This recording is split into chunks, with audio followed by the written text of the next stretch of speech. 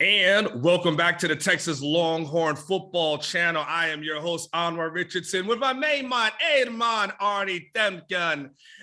Make sure you guys like the video because Ari, and subscribe because Ari, we're giving the people what they want. Ari, they've been asking for more videos. Also, you need to explain the Jamaican voice there for people that are like, what was it? Why'd you just do Jamaican? I call Ari my head man, my Jamaican. Hey, man. Because Ari's got like 6-7 jobs, man.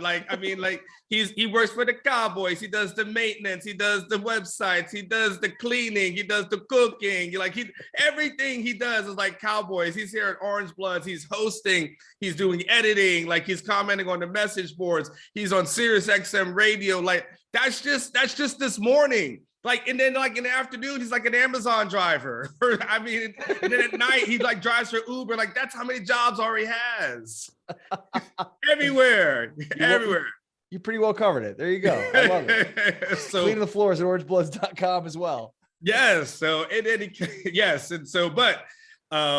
he's prime time today. And so make sure you guys like the video, subscribe to the channel. Ari, like I said, people have been asking for us to do videos together. They've been wanting to see more of us. So, Ari, are you willing to commit? Can you say, right now, I'll do one video a week with you. One video a week, maybe towards that latter part. Will you commit right now? I'm putting you on the spot. Yeah, that was not convincing. No. I didn't know that this was an option. Why have we not been doing it? Okay, it's a good question because people have been asking every time in the comments. They say they want to see more of us. And listen, all right, I got a great topic for us today, okay? When I was thinking about, the Texas Longhorns, and, from a talent standpoint, Ari, they've got two of the most talented individual players in the country, with Bijan Robinson, of course, being the talented running back that he is, and Xavier Worthy having, a breakout season as a freshman. So, all right, I started thinking about, okay, the odds are, maybe one of these guys is going to compete for a major award, right? You're expecting Bijan to be in competition for a Heisman. You're expecting Xavier to be in competition for the Biletnikoff, especially with the addition of Brendan Marion as a receivers coach who just had Jordan Addison last year at Pitt. So if I had to, this is the conversation here, Ari. If I had to tell you, you get one of the winners in one of those awards, which one would you take based off the thought process that this would mean Texas had the most successful season? Would you take Bijan winning a Heisman, thinking that would mean Texas is at 10 wins, 11 wins, whatever? Or would you take Xavier Worthy winning the Biletnikoff with the thought process of Texas has 10, 11, maybe a Big 12 championship? Okay, so I have to pick one of those two? Correct. So, I think, to me, to win in modern football, because I wrote down a few other ideas of what award for a Texas Longhorn player or coach would indicate the most success. And so I say, or coach, because I think those might be more. But I think if you say coach of the year, then clearly. But even like the Broyles Award, for that could be one to indicate, if Pete Kwiatkowski won the Broyles Award. But yeah, you're right. If Sark's the coach of the year, things have gone very well. Correct. Yeah. I want to say the Biletnikoff because again, I'll return to what I was just saying before, and that is to win in modern football, Anwar, I think you have to have a more robust passing game. I think running the football is just not as efficient and as effective. So I will say Biletnikoff. Okay, so now I'm on the other side of that coin, and I would say Heisman. And so this is good. We didn't pre-rehearse this at all, so this is great. This will be kind of a good, fun, natural conversation. Let me start with the Biletnikoff, and I wrote down some things, and I want to now get your reaction. And I wrote down the past 10 or so winners of the Biletnikoff Award. Okay. Okay. So 2021 was Jordan Addison at Pitt. Okay. 2020 was Devontae Smith at Bama. So 2019, we've got Jamar Chase at LSU. So, we're seeing national title contention. 2018 is Jerry Jeudy at Bama. It's interesting. 2017 is James Washington, Oklahoma State. Oklahoma State finishes 10-3 that season. Then you got Dede Westbrook in 2016 at OU. Got Corey Coleman from Baylor at 2015. Okay, going to just keep going a little bit down the list here. This is not that impressive. You got 2014 Amari Cooper at Bama. Okay, 2013 though, Brandon Cooks at Oregon State. That team finishes 7-6 that season. 3 more: Marquise Lee at USC, and then you've got Justin Blackman from Oklahoma State. 2011 and 2010 wins them in consecutive years. 1 year they're 12-1, 11 year, another year they're 11-2. That's kind of the recent history of Biletnikoff winners. When I give that to you, what do you think now? Yeah, that tells a different story. I guess though, in with my 2 options here, as I'm trying to think through it, when was the last time a running back won the Heisman? Well, I think it's Derrick Henry. Yes, Derrick Henry won it in 2015. So should we be asking Quinn Ewers? Well, how about this? I'll give you on the flip side. I'll give you the Heisman winners. Okay. So sorry, I didn't really answer your question because you did not. It's okay. Laid a trap for me, and it was like, oh, wow. No, it's no trap. No. I mean it like that. You know what I mean? Like, I can't exactly argue out of it other than to say, like, a lot of those guys are probably on the radar when the season started. I feel like Xavier Worthy is still under the radar. Amongst Texas fans, no, and probably amongst Big 12 fans, no. But nationally, is he as well known as some of the other receivers in the country that are going to be, considered top flight guys? Probably not as much, but with Sark having the name reputation that he does, that's a good point. If Xavier has a 1,500-yard season and 20 touchdowns, does that become like oh my God, Sark just did this just a couple of years ago with Devontae Smith? Like, that parallel kind of kicks in with the Sark name, doesn't it? Yeah, that's a really good point. So let me give you some of the Heisman winners. Okay. So we got 2021, we got Bryce Young at Bama, of course. 2020, Devontae Smith at Bama. 2019, we've got Joe Burrow at LSU. 2018, we've got Kyler Murray. That's a 12-2 team. We've got 2017 Baker. That's another 12-2 team. Now, throw it off a little bit. 2016, we got Lamar Jackson from Louisville. That's a 9-4 team. Derrick Henry, as you talked about in 2015, Marcus Mariota in 2014, Jameis Winston, FSU 2013, obviously that undefeated season. Johnny Manziel, you got it in 2012. That's looks like 11-2 team. RG3, in 2011, and then Cam Newton in Auburn, obviously in 2010. So clearly there's a better connection between, Heisman Trophy and success than Biletnikoff Award. And normally, normally it's not a chicken or egg thing. It's more of like when you are competing and playing in high profile games at the end of the year, you're going to be on national TV more and putting you then in front of more of a national audience and many of the national media members that are voting on it. So I do think it's one of those things where it's like the more high profile games you're playing, the better chance you have. And that's probably why those Heisman Trophy winners come from programs that are competing for national championships for the most part. Yeah. And the thing is, it's usually the best player on the best team is usually is the Heisman winner. And so I would think if we're talking about Bijan being able to go to New York, we're talking about Texas as easily a top 10 team. What did Pitt finish with last season with Jordan Addison? I mean, were they a top 10? I don't think they were in the top 10 or anything to that effect. Do you remember that offhand? No, I mean, they played for the ACC championship. Did they win the ACC championship game? I'm trying to remember now. Yeah, I mean, it's okay. It's great video. Just being. But because I remember Kenny Pickett not playing in their bowl game, but he did play in the ACC championship. But I mean, they were competing. Yeah, they did win the ACC championship game. So not a national championship team by any stretch of the imagination, but a team that was competing for a ACC championship.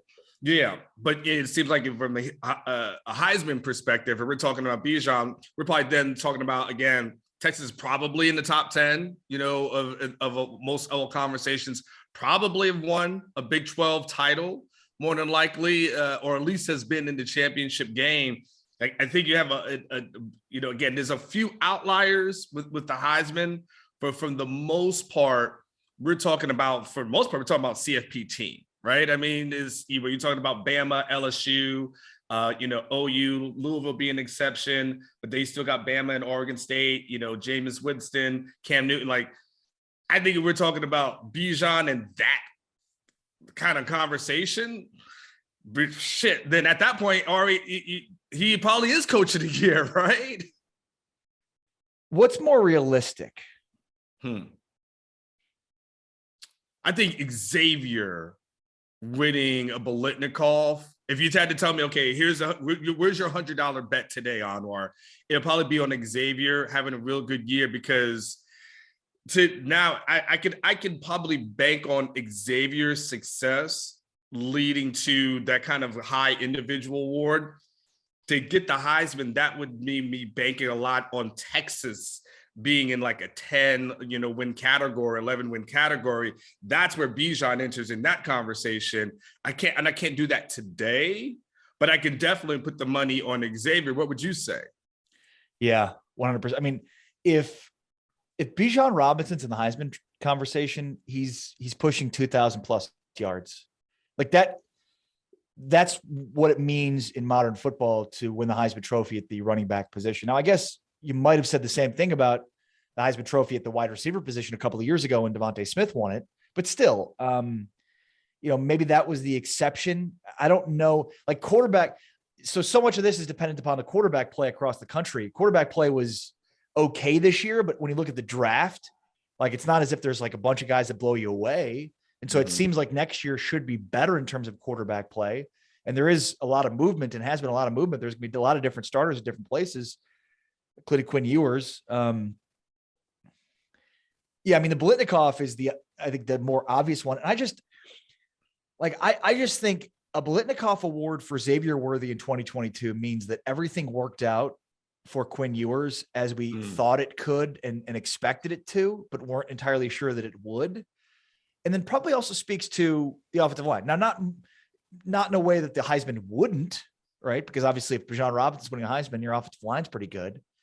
But in terms of the more realistic one, the Biletnikoff seems to be one for me that's more realistic. And then two would indicate like, okay, well, Quinn Ewers had to have a good season. I mean, you look at not only the wide receivers, but the quarterbacks that were throwing to them.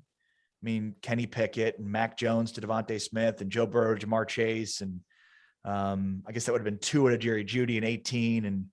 And was it the kid for the Steelers, Rudolph for Oklahoma State, and James Madison 17, Oklahoma in 16 would have been before Baker.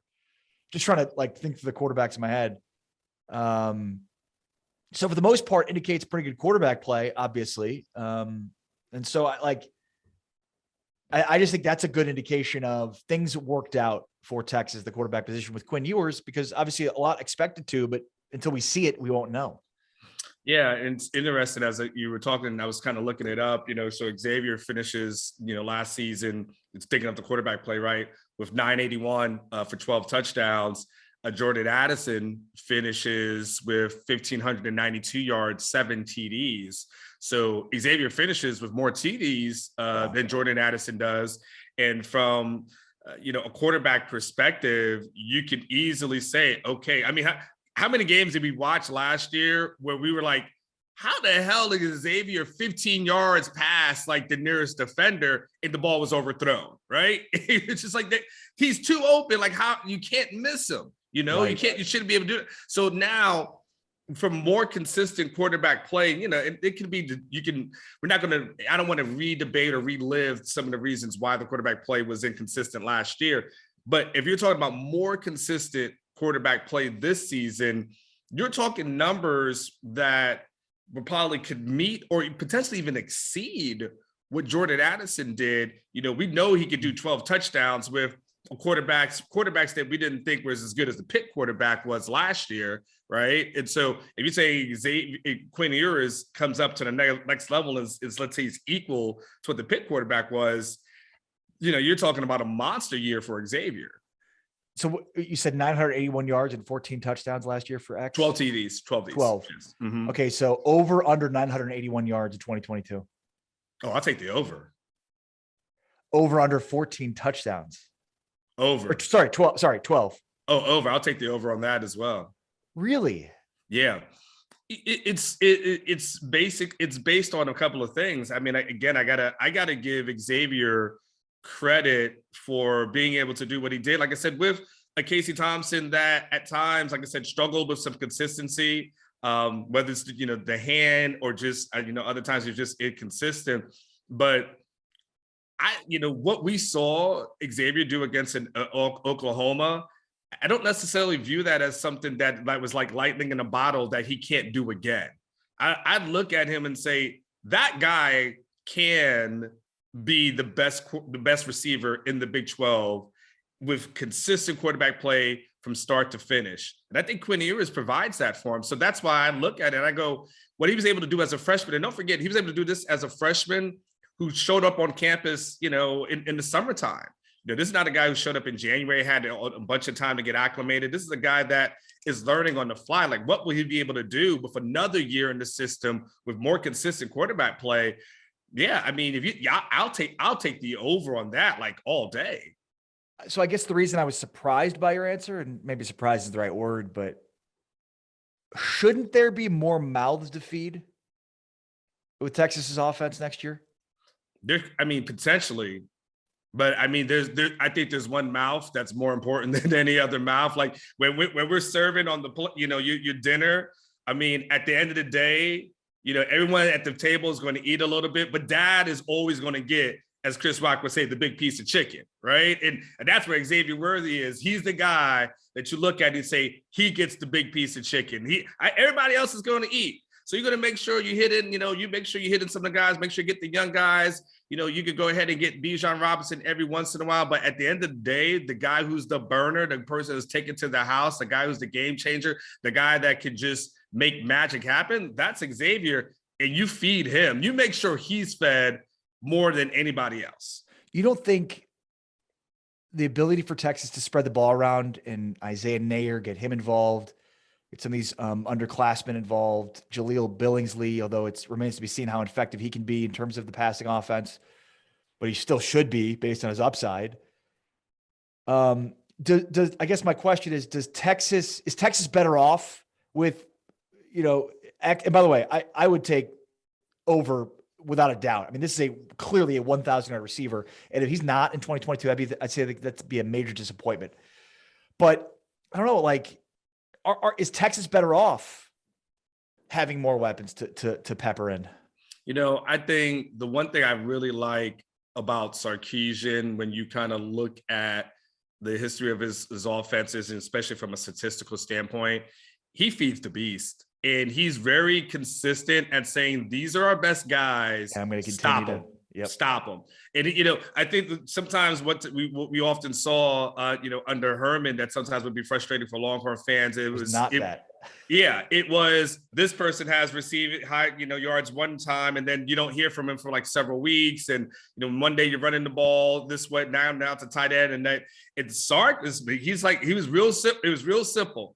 These are our best guys. Go beat them. Can you go beat them? And, consistently it's Bijan's our guy, and this guy, Xavier is our top receiver. Go beat them. Now, I understand there may be more mouths to feed, but, if you look at Sark's history, the guy who's his number one, that's his number one. And he says, you stop. Now, you stop him, everybody else, will go to. But he's not the guy that I'm going to not all of a sudden expect, Xavier is going to have 800 yards. Isaiah is going to have 800 to 700. Billingsley is going to have 4 or 5, so I don't see 3 guys making up one. I see one guy getting the ball, another guy behind him, then there's everybody else. In terms of this conversation, and that is, which award Xavier Worthy winning the Biletnikoff or Bijan Robinson winning the Heisman Trophy indicates more success for Texas in 2022. I think we both agree that like the Heisman would, from a standpoint of how difficult it is for the running back position to win the award, and so how much yardage he would need in order to have it. However, it almost seems too like if Bijan is like a 2,000 yard rusher and therefore in the Heisman Trophy conversation, does that mean that the passing game has messed up? Like, does that mean that X has gone under 981 yards? I mean, there's only so much production you can have, right? And so if one guy has all the production, you've just sort of outlined the roadmap for what Sark has done in terms of continuing to feed the beast. Could it go the other way in terms of the Heisman Trophy where it's like, oh, okay, yeah, I mean, this guy had so much success, but unfortunately they just didn't have enough success at other spots? So how I answer it is by saying like this. I feel like if we're talking about Bijan and the Heisman, then that's why I say this, it will parallel with team success, because you got to go back to Texas and think of D'Onta Foreman. D'Onta Foreman was a 2,000 yard rusher. D'Onta Foreman is a guy that won. It was named the best running back in the country. Like he received that award. That was based off a 5-win season. So he may have been the Doak Walker winner, and he may have been the best running back in the country that year. He also was on a 5-7 team. But what we won't see in the Heisman conversation, we'll see a guy who's rushed for 2,000 yards in a Heisman conversation. That's negated. Like that D'Onta wasn't really thought of in the Heisman conversation that year. He got that individual award. So that's why for me, I don't see a scenario where we're talking about Bijan Heisman, but we're talking about him based off of a losing product. We've seen this before. There's another award for that, but the Heisman, no, you're cooking with grease if that's the case. I'm also curious. So like I originally, I think, misunderstood what we were potentially going to do here. And so I kind of came up with like the Outland Trophy would be a good indicator of success this year because of the failures of the offensive line last year. So to go from being like one of the worst offensive lines in football to having an Outland Trophy winner, that'd be huge. And then defense. There could be obviously a lot there in terms of how bad this defense was last year, and like any strides could be indicators. Like if Gary Patterson is the head coach in college football next year, probably means the defense is pretty good. So if you had to take, let's sum it up like this. Of all the postseason awards that are available, let's take Coach of the Year out of it, because I think that one's too easy. Right. Okay. So from what your list that you have there, if you had to choose one off the list and said, if Texas has this one award at the end of the year, that means they're probably in the Big 12 championship game, or maybe even won the conference. What award do you think that would be? Might be the Maxwell Award. And is that the best is it the quarterback, or it always seems like it's a quarterback award. I don't know if like by design it's a quarterback award, but I think like the best quarterback in the country is a good indicator of it. I also think like the Chuck Bednarik Award, which is the best defensive player in college football, that would be a pretty decent indicator, because I think we all agree. And I know you guys were talking about this in a video, I think it was Monday, where it's like we focus so much on offense. Like the offense will be fine and should be fine. I mean, the offense was fine, quote unquote, last year in a disastrous 5-win season. So like if they had one player on defense that could be a difference maker, maybe it's Justin Finkley, but probably not as a true freshman. But if they had a guy that could be in the conversation for the best defensive player in college football, then with the offense that we expect them to have, yeah, so I guess I'll, while answering your question, amend it from the quarterback award, which would indicate how good of a season Quinn Ewers has had, to the Chuck Bednarik Award, which would indicate that Texas had a really good defensive player on this team. Well, I'll still stay. It's a good one. I'll still say with Heisman, because I'll still say if we're talking Bijan and Heisman, we're talking about easily 10, 11 wins. We're talking about Texas being, in the CFP conversation. And so, but, I think you and I will totally agree, Ari, at the end of the day, if Texas is winning any of these awards, we probably have covered a good season, at least a better one. Literally any of them. The Ray Guy Award would be great. All right. Hey, if you guys like this and like the conversation and you want to see more of Ari and I doing these things together. Yeah, man. Yeah, my main man, hey, man, make sure you hit the like button, subscribe button, put some stuff in the comments. Tell us what you think as far as the award winners are concerned. We definitely like to, we always read them. I don't always respond, but we always read them. We always hear what you guys are saying. So thank you for listening. Ari and I will be back at some point very time soon. So sign off for Ari Amon. This is your main man, Albert Richardson, and we shall talk soon. Peace out. Peace.